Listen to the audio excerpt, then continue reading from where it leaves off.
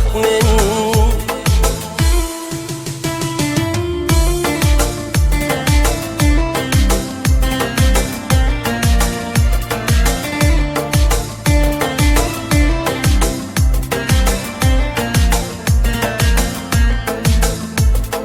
Gülüm gitme menden uzaklara, yalnızlıkta sensiz kalarım men.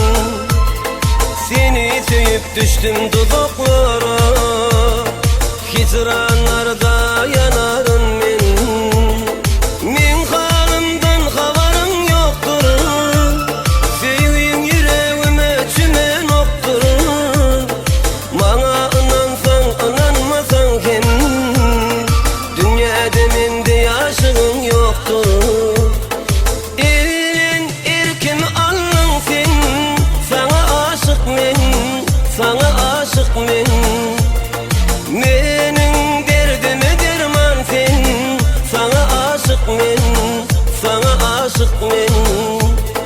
Menin erkimi alın sen, sana aşık men, sana aşık men. Menin derdime derman sen, sana aşık men, sana aşık men.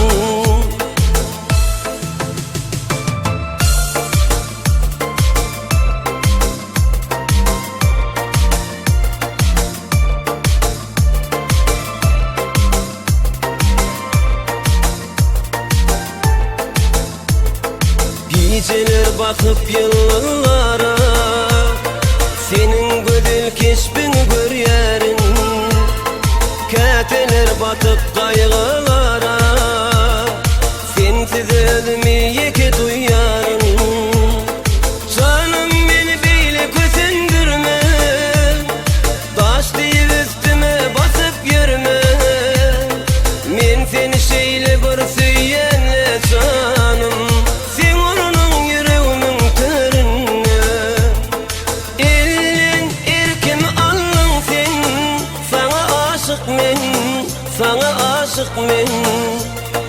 Menin derdime derman sen, sana aşık men, sana aşık men. Menin